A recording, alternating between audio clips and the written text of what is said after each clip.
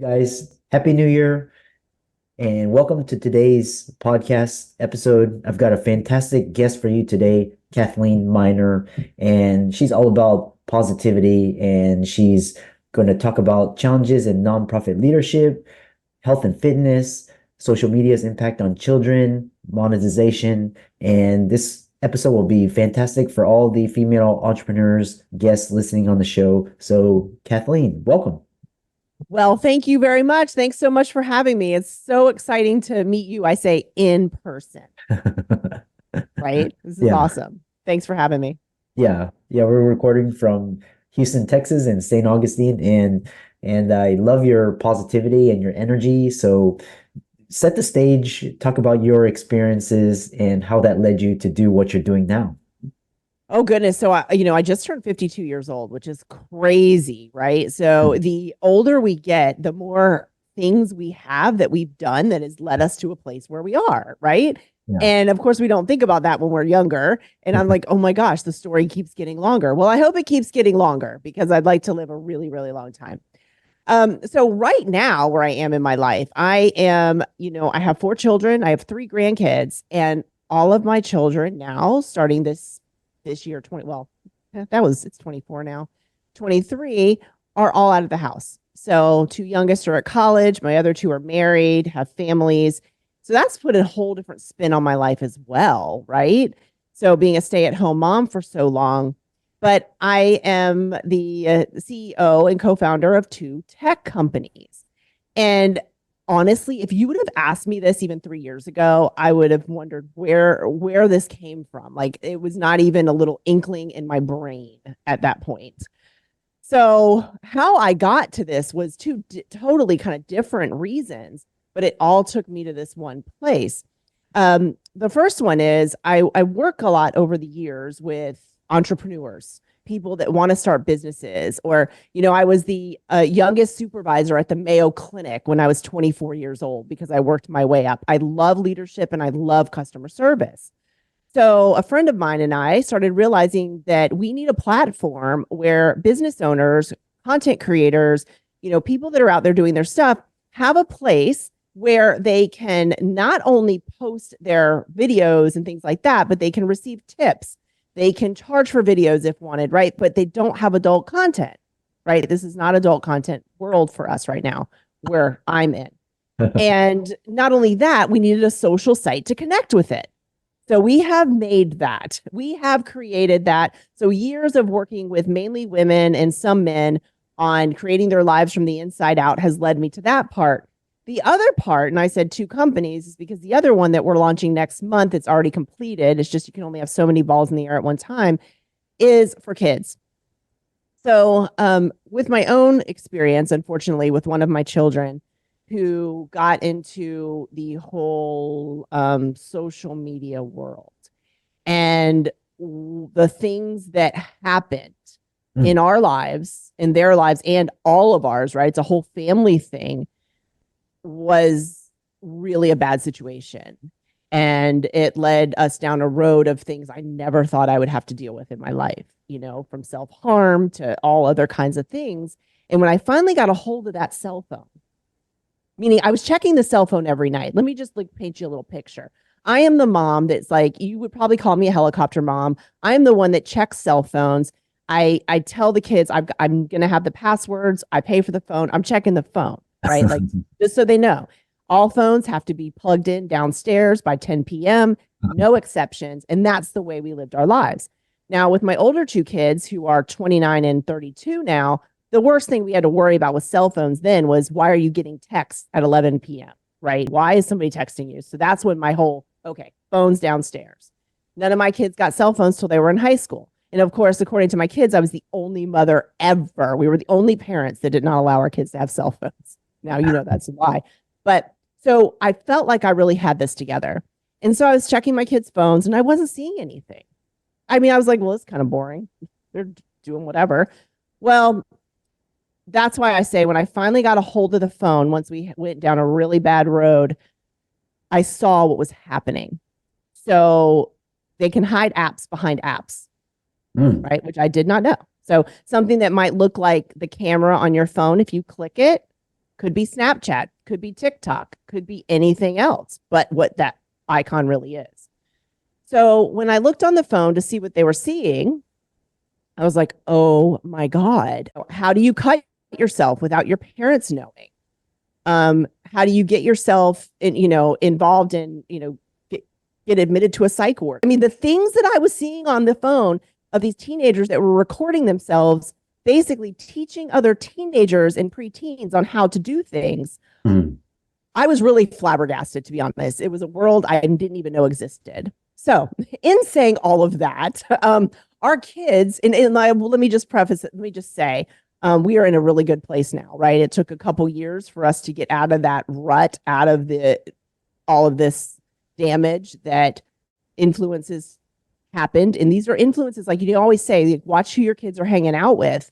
Well, you want to know what? You also got to watch who they're watching on social media and everywhere else, because those are their people now, right? Mm. It's not like when I was younger, and possibly when you were younger. You look younger than me, but when we were out and about and, it's your friends had to come over to the house, or you had to see them at school or whatever. I mean, they've got a whole world of people right here on this phone. So we're in a good place now. And this is why I'm doing what I do now, because we had to kind of get through that. But we've created a site where kids can, these creative kids that want to put their stuff online, that make things and teach people stuff. I mean, right now you'll see some of that on YouTube. However, our problem with YouTube is that it's not really monitored with anything but bots. So when you are on, your kids watching something you think is totally innocent, and in between that, an advertisement comes on that is totally inappropriate, right? Whether it's nudity, or self-harm, or drinking, drugs, whatever. You don't know unless you're sitting there with your children. So what we've created is a very unique platform that you actually have to be verified also to get on. The parent has to verify you. The child, whoever's putting content on, has to be verified. So anyway, that is like, there's so much more that goes into this, but that's how I ended up where I am right now with these tech companies that I didn't, it wasn't even in my radar before. Yeah. So Interesting. We'll talk about the advice for parents navigating the digital landscape for their kids. But you mentioned something really interesting, and that's monetizing expertise and passion. And you've created platforms for people to do this. Yep. What advice can you offer those looking to utilize their skills that's both fulfilling and financially beneficial? Yeah. I would say to find a platform. There's so many things out there, right? But find something that's easy for people to get to so they can find your stuff, they can find your great content, and don't be afraid to put it out there. That's another thing. You've got nothing to lose here. I mean, have you all seen the things that are out there? You're going to be fine. So put it out there. Don't be afraid to put it out there.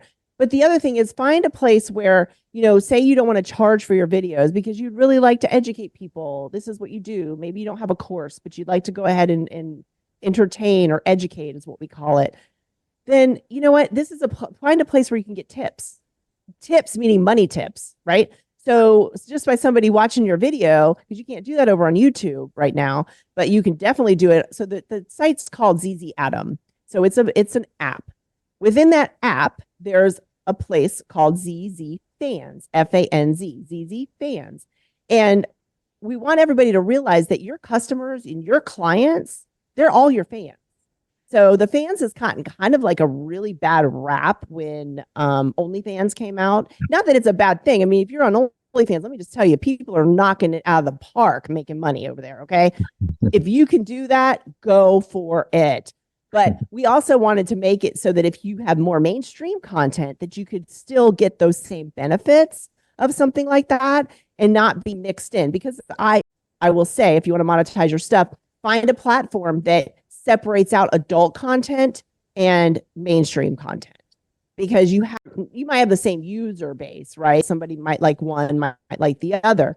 But when people are going to something specific, they're going for that reason.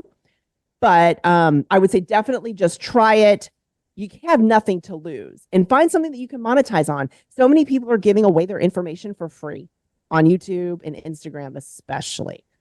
right? It's just in TikTok. They're giving it away for free. So have a Yeah. chance to monetize. Yeah. Yeah, I love that. And it's there's so many, funny stories, but and just like YouTube, it's like just put it out. I mean, I can't remember how many hours of videos are uploaded, per second, but it's enormous. So just It is. yeah. So, and then kind of next thing is you also talk about running challenges in nonprofit leadership, and you've led global nonprofit like Hopeful Handbags, and share some of the most significant obstacles you faced and how you've overcome them, supporting survivors of domestic abuse. It's and enlighten the audience. Absolutely. So my mother grew up in a very abusive home. Mm, So her father not only abused my grandmother, but all of the children. And this mm, is the reason why I started Hopeful Handbags Global. As I grew up, I always knew that the way that they were living across the street, I say that because that's where my grandparents lived my mom had siblings that were mine and my sister's age. I always wondered, that's not normal. And why does she stay? And that stuck with me forever. And so in 2016, I got certified after raising my kids. I had some kids still at home. But after raising my kids, I went and got certified to be a domestic abuse advocate because that lingered in my head of why do they stay? And my grandmother passed away about 35 years ago. She passed away of a brain injury, and you can only be hit so many times. That's what I think happened. So mm, this is always stuck with, what, if my grandmother had a place to go or a place to call that there was no judgment at all, mm, would she have taken those kids that were still left at the house and done something different? So with that being said, I started Hopeful Handbags Global in 2017. And I started it basically first in my area in Florida and started collecting handbags. So my grandmother loved her handbag no matter what was happening. She brought that handbag with her. I remember going to J.C. Penney's with my mom to help her pick out a new handbag. I mean, it was those kind of things because it was a really big deal. And she would fill it with things that she needed because whenever she would leave with the kids, that's what she'd take with her. It was always right there. So I started collecting that in necessities, and that just grew. It just grew. So it grew from handbags to being helped with multiple other things. So it also grew in proximity, right? So throughout the US, we're now in 7 other countries, and we are just not only are we filling handbags, which are called Hopeful Handbags, and we have drop off locations. So businesses get involved to be drop off locations, which allows us to open up that conversation of domestic abuse and let people realize that they have places to get out to. But I will say, sometimes one of the obstacles that we faced was getting people to want to talk about it. Simply getting people to want to talk about it. And that's opened up a bit more because we take a bit of a softer approach to it. Also, a lot of people automatically assume when you say domestic abuse, let me just say, people typically say domestic violence. We have changed everything. We do not use the word violence. We use the word abuse. And we mm, do that because there's so many different kinds of abuse. Because when you say the word violence, people typically think of right away, okay, well, then they must be getting hit. It must be physical contact. And that's not always the case, right? There's mm, a lot of different kinds of abuse. So that has been able to allow us to open up that conversation just a little bit more mm, so that people feel a little bit more comfortable talking about it. Because once you open up the conversation, you find out so much information and people start to realize. But we at Hopeful Handbags, since we take a different approach, which we love, is that we have different programs and it just makes it a little more comfortable, makes people realize that, what, also, not only are you going to get help, but you have the opportunity to help others. And people love to help others, and people heal by helping others. So that's how that has grown. And we have 3 different pillars. It's the handbags and the helping, which is our Shine and New programs, which are acronyms. And then we have self-defense. We believe everybody should be able to defend themselves. Now, this is not just from domestic abuse. This is for like just being in the world. Okay, mm, just getting out of your car at night, looking around. What is it that you need to look for? So this year in 2024 is the first time that we are going to be certifying women to be able to teach other women self-defense. And we're doing that in the United States and in the United Kingdom.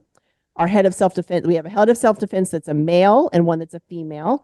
The one that's a male actually is our Caribbean president, and he is doing trainings down there. And then the one that's the UK in the UK is our women's leader for our self-defense. And then we have a special project.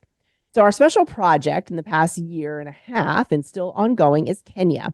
So what we do is we are helping the schools in rural areas of Kenya to get water harvesting tanks because they don't have running water.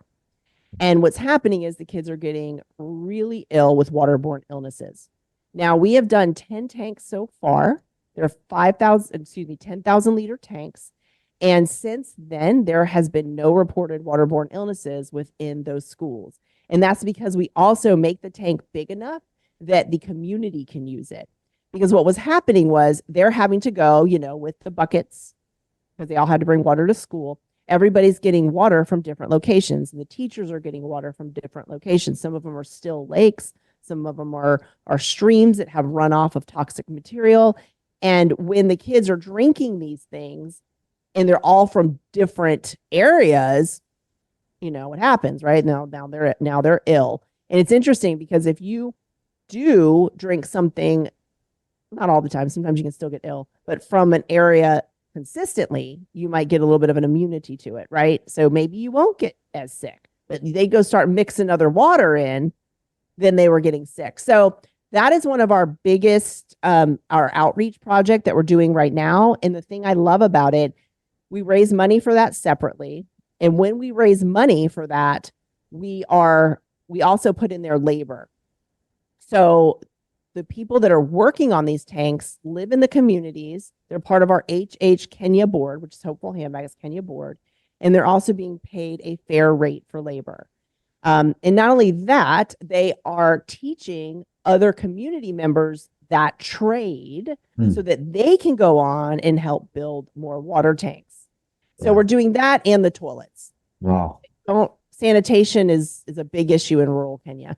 Yeah. So there's been a lot of things that we've faced, right? When it comes to, okay, here we go. But you know what my thought process in life in general is, there's always a way.